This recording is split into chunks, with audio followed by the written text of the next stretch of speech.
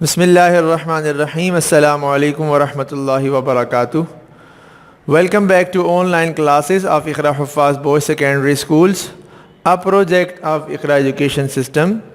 This is the video session of composition for class 7.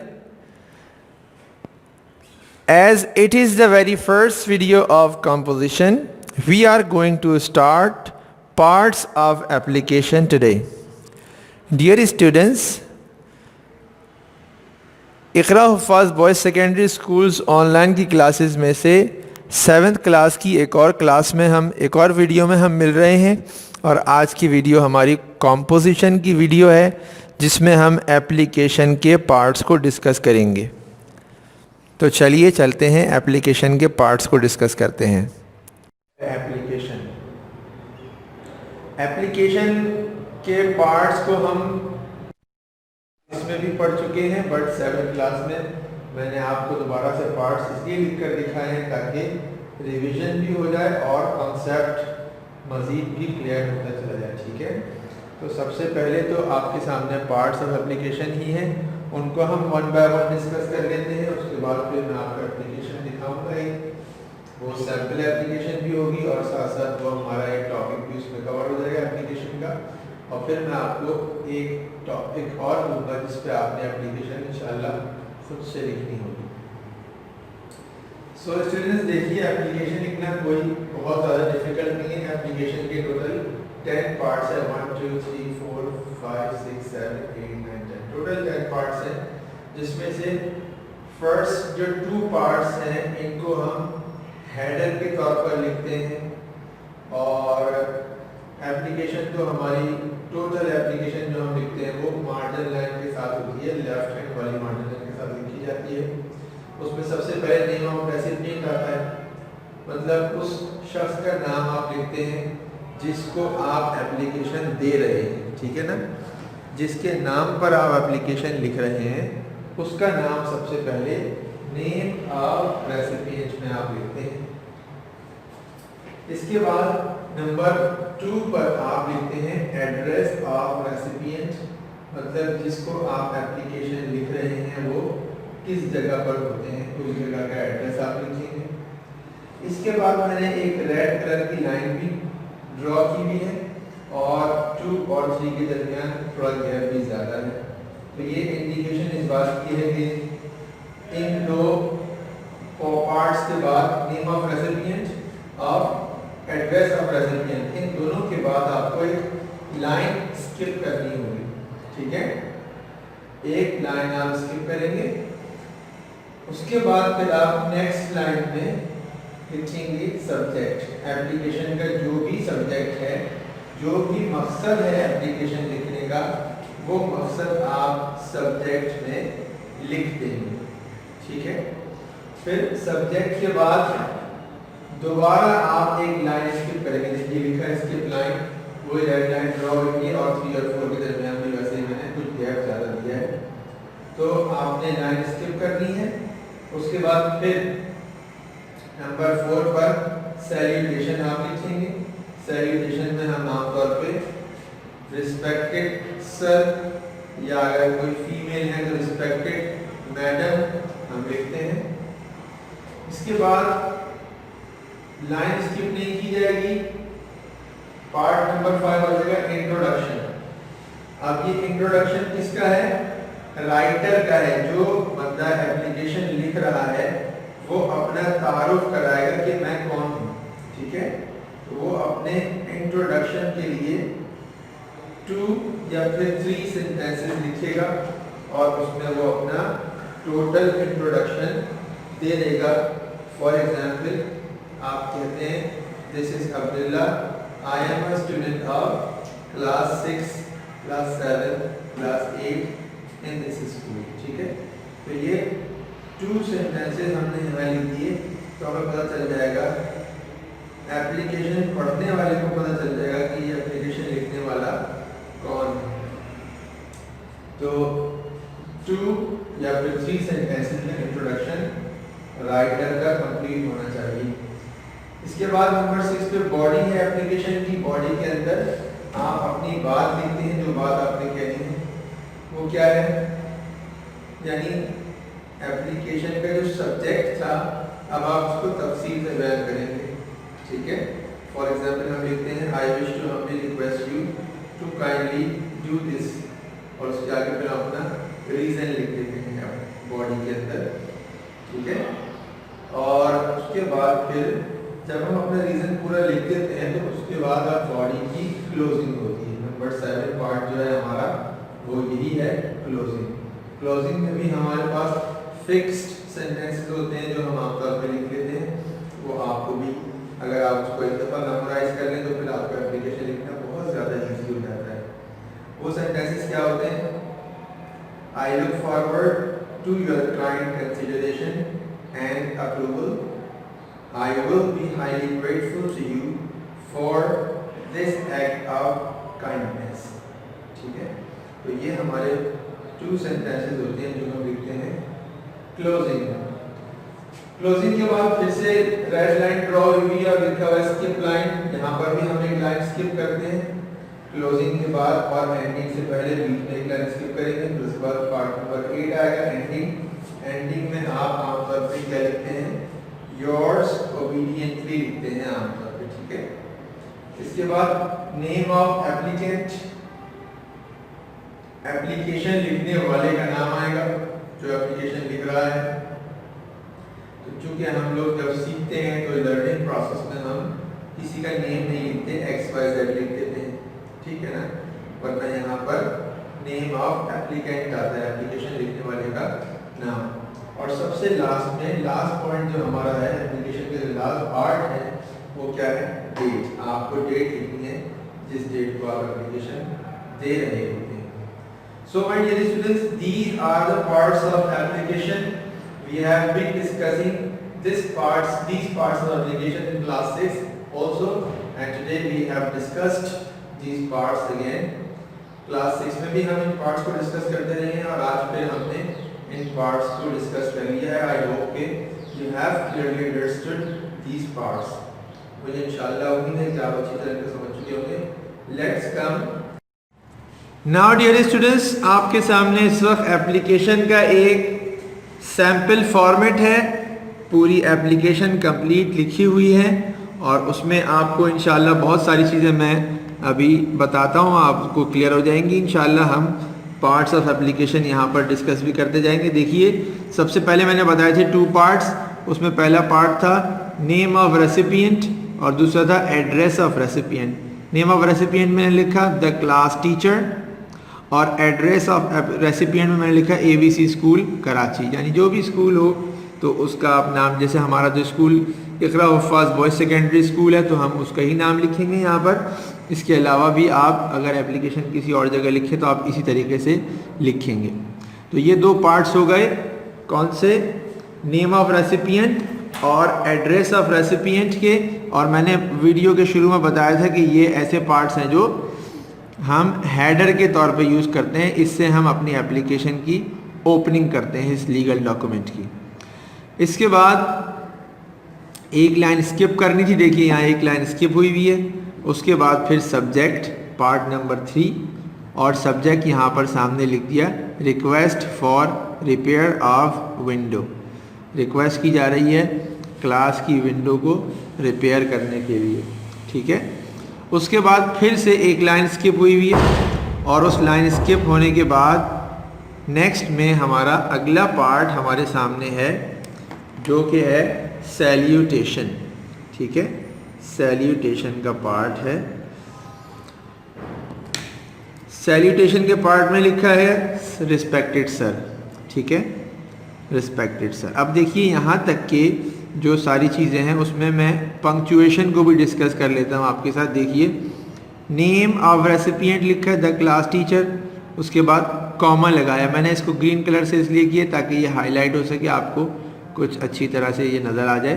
तो ये देखिए ग्रीन कलर से कॉमा लगा हुआ है, आपने ब्लू कलर से ही लगाना होगा जब आप कॉपी में लिखेंगे ये एप्लीकेशन, लेकिन कॉमा यहाँ पर लगेगा। द क्लास टीचर के बाद आपने कॉमा लगाया, फिर ABC स्कूल के बाद फिर कॉमा लगाया, उसके बाद फिर कराची के बाद फुल स्टॉप। फुल स्टॉप का मतलब कि यहाँ तक एड्रेस ऑफ रेसिपिएंट ख़त्म हो गया। ठीक है, इसके बाद सब्जेक्ट के बाद देखिए डबल इस तरह से हमने फुल स्टॉप लगाया हुआ है, और उसके बाद जो भी सब्जेक्ट था उसको अंडरलाइन भी किया हुआ है, तो आप भी इसको ऐसे ही कर लीजिएगा। ठीक है, इसके बाद लाइन स्किप करने के बाद जो सैल्यूटेशन लिखी है रिस्पेक्टेड सर,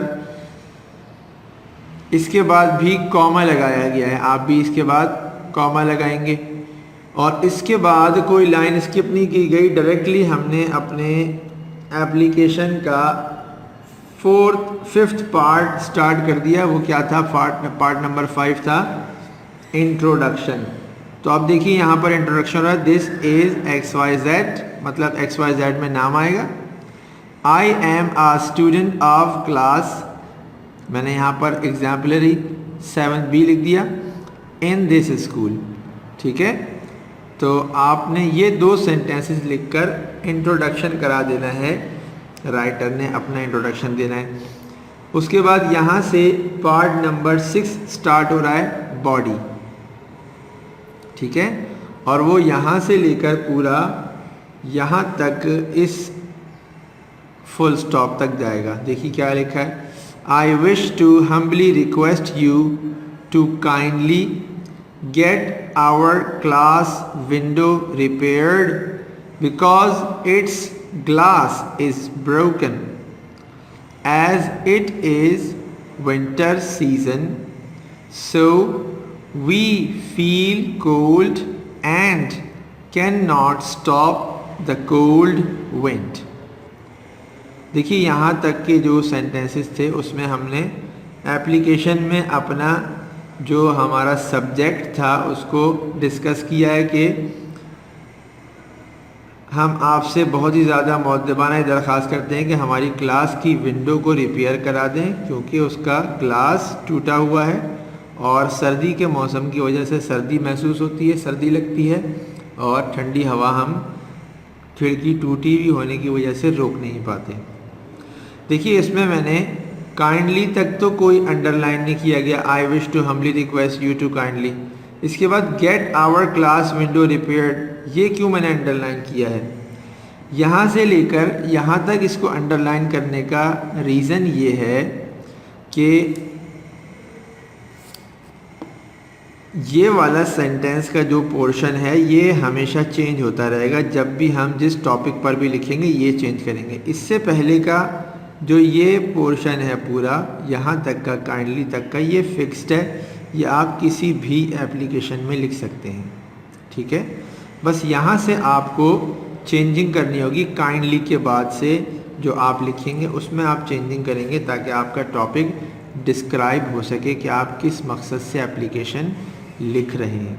ठीक है, तो 2 सेंटेंसेस भी हो सकते हैं, 3 भी हो सकते हैं। अगर आपका जो सब्जेक्ट है वो एक ही सेंटेंस में यहाँ पर लिखा जा सकता है तो आप एक ही सेंटेंस में अपना सब्जेक्ट लिख देंगे, ज़रूरी नहीं है कि आप 2 सेंटेंसेस ही लिखें।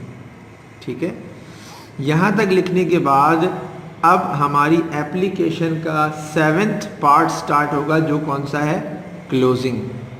क्लोजिंग के सेंटेंसेस को देखिए अंडरलाइन नहीं किया हुआ, इसका मतलब है ये सेंटेंसेस भी फिक्स्ड है, या आप किसी भी एप्लीकेशन में लिख सकते हैं। क्या क्या लिखा हुआ है, I look forward to your kind consideration and approval, full stop, I will be highly grateful to you for this act of kindness. ठीक है, इन 2 सेंटेंसेस में हमने क्लोजिंग अपने एप्लीकेशन की कंप्लीट कर ली। इसमें 2-3 चीज़ें हैं जिनको आपको तवज्जो से अपने सामने रखना होगा। सबसे पहली चीज़ तो कंसीडरेशन की स्पेलिंग और ग्रेटफुल की स्पेलिंग। कॉमनली ग्रेटफुल की स्पेलिंग लिखने में गलती हो जाती है, तो यहाँ पर आप इसको ज़रा गौर से देख लें, GRATEFUL, ऐसे ही एप्लीकेशन में ग्रेटफुल की स्पेलिंग आप लिखेंगे। हर जगह पर ग्रेटफुल की स्पेलिंग यही है। आमतौर पे जो गलती होती है वो ये होती है GREATFUL लिखा जाता है, वो गलत है। ठीक है, कंसिडरेशन की जो इसकी स्पेलिंग है वो आप अच्छी तरह देख लीजिए। इसके अलावा इन सेंटेंसेस को अगर आप याद कर लें, जो क्लोजिंग वाले सेंटेंस हैं, तो इससे भी आपको बहुत हेल्प मिलेगी। आपको जब भी एप्लीकेशन लिखनी होगी उसमें सिर्फ आपको एक ही चीज़ चेंज करनी होगी। वो क्या होगा? एप्लीकेशन का रीज़न चेंज करना होगा आपको बॉडी के अंदर, ठीक है। इसके बाद एक लाइन आपने स्किप की, लाइन स्किप करने के बाद अब पार्ट नंबर 8 आ गया, एंडिंग। मैंने लिख दिया यहाँ पर योर्स ओबीडियंटली, देखिए फिर कॉमा लगाया है। इसके बाद नेम ऑफ एप्लीकेंट, एप्लीकेशन लिखने वाले का नाम यहाँ पर आएगा, तो मैंने लिख दिया XYZ।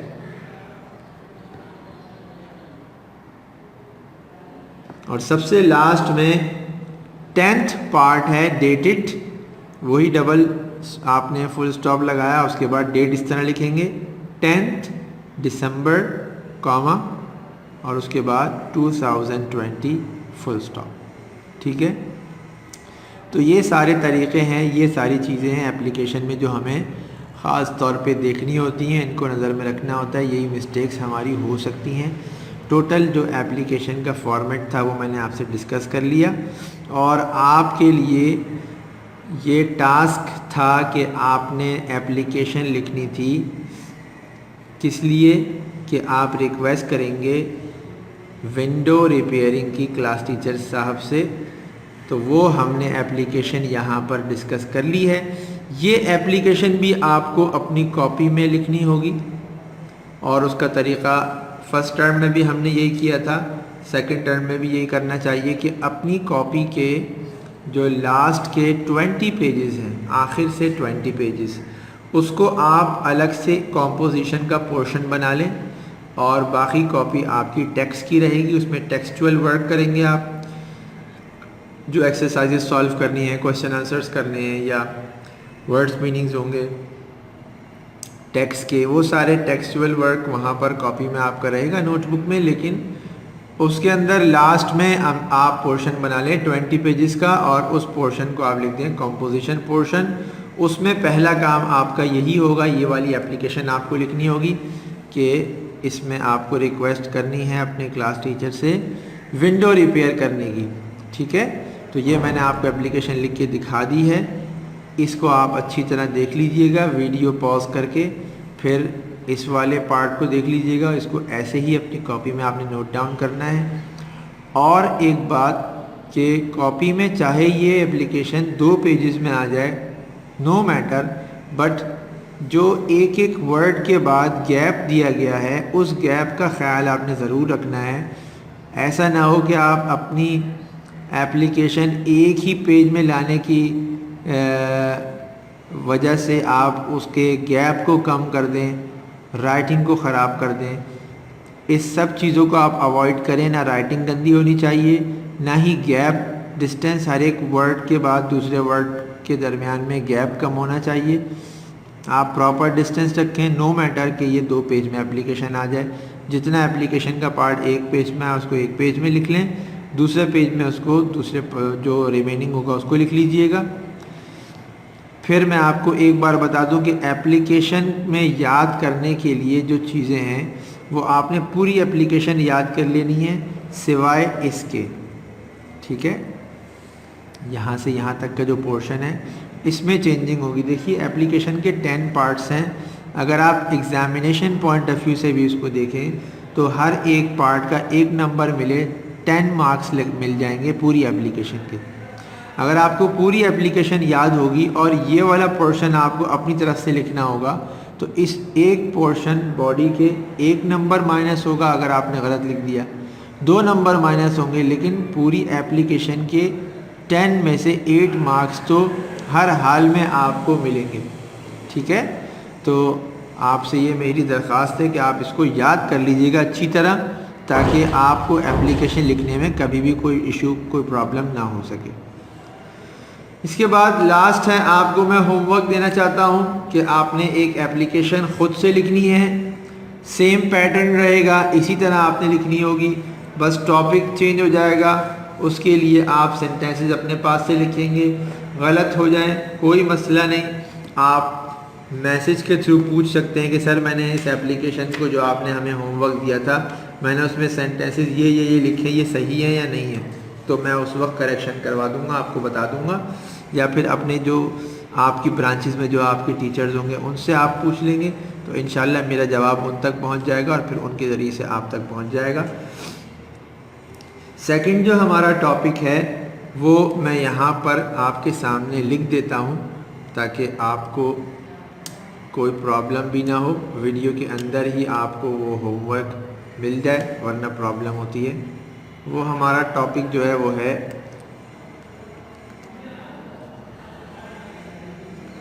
आपने एप्लीकेशन लिखनी होगी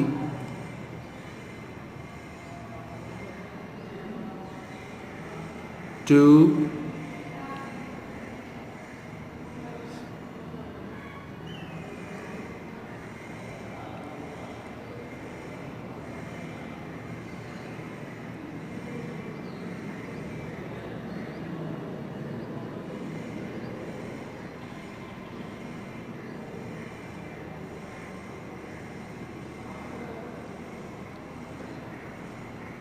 हेडमास्टर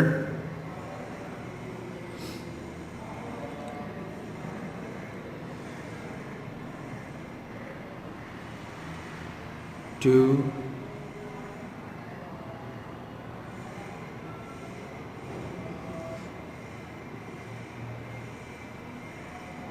arrange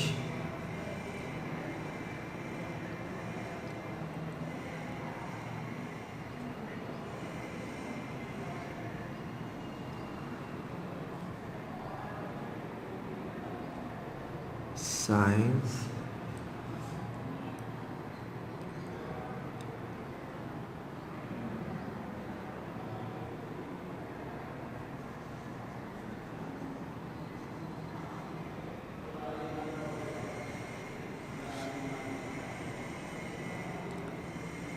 एग्जीबिशन।